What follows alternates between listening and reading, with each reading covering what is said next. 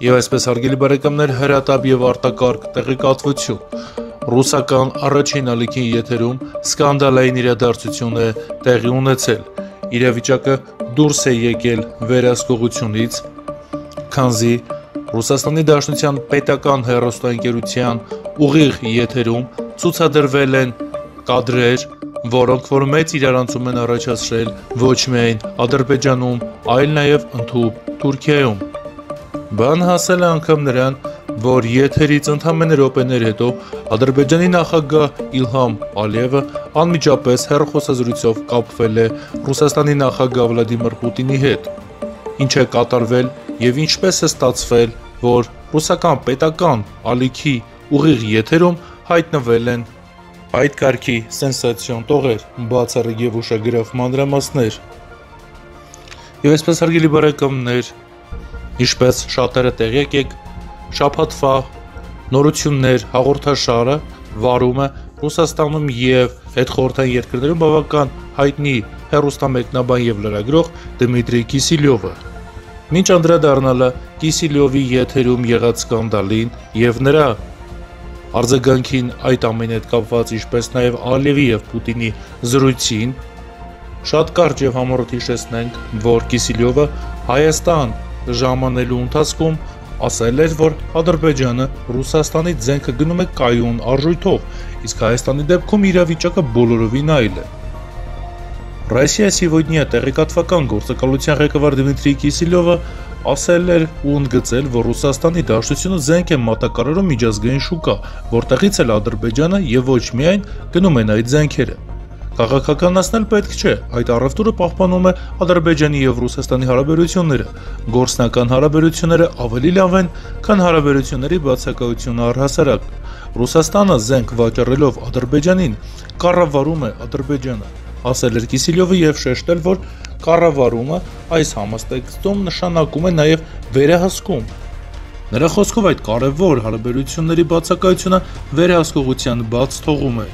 Իսկ այդ կերպ Ռուսաստանը կարողանում է ազդել ու ճնշում գործադրել Ադրբեջանի վրա։ Կիսիլյովի խոսքով նաև պետք չէ մոռանալ, որ Հայաստանը նույնպես զենք է ստանում Ռուսաստանից, եւ այդ զենքը ոչ միշտ է կայուն գումարի դիմաց ստանում։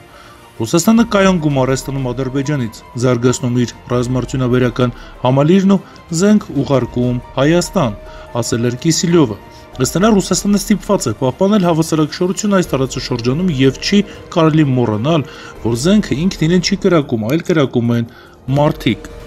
Եվ հարգելի բարեկամներ, առաջին հայացքից ինչպես երևում է Դմիտրի Կիսիլյովը փորձում էր, այսպես ասած, արդարանալ այն իմաստով, թե ինչու է Ռուսաստանը Ադրբեջանին զենք վաճառում եւ ինչ որ առումով նաեւ հասկացնում հայերին, որ Ռուսաստանը Հայաստանի շատ դեպքերում նույնիսկ անվճար է զենքեր տալիս։ Եվ այս ամենի ֆոնին ուղիղ եթերում տեղի ունենում բավականին մեծ սկանդալ։ Այն ժամանակ, երբ Կիսիլյովը վարում էր իր հերթական հաղորդումը,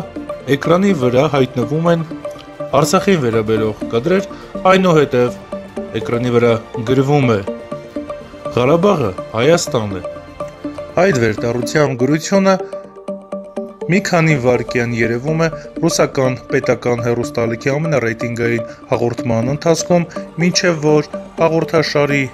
աշխատակիցները փորձում են այն հեռացնել։ Շատերի կարծիքով սա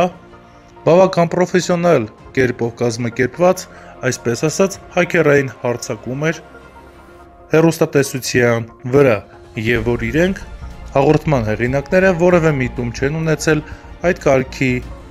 քաղաքական տեքստեր հրապարակել իրենց հաղորդման ընթացքում։ Հարգելի բարեկամներ, հավելենք նաեւ, որ Դմիտրի Կիսիլյովը խոսելով այս ամենի մասին ասել էր, որ ինքը դեռ ժամանակ ունենա պարզելու, թե ինչ է իրականում կատարվել, սակայն մեկ բանում վստահ է, որ թե Հայաստանը ու թե Ադրբեջանը պետք է նստեն երկխոսության։ Կիսիլյովը թերևս մոռացել է, որ Հայաստանը ամեն բան անում էր, որպեսզի Ադրբեջանը ի վերջո նստի երկխոսության, սակայն բոլորիս է հայտնի Ադրբեջանի դիրքորոշումը։ Բարեկամներ, հավելենք նաև, որ նշվում է այն տեղեկության մասին, որ Ալիևը հեռախոսազրույց է ունեցել Ռուսաստանի ղեկավարի հետ պարզաբանումներ ստանալու նպատակով, սակայն Պուտինը ասել է, որ ինքը նման կարգի պարզունակ հարցերով չի հետաքրքրվում։ եւ իրեն հուզող բոլոր հարցերը կարող է ճշտել հենց հաղորդման կազմակերպիչներից կամ էլ վարողից։ Այս մասին գրել է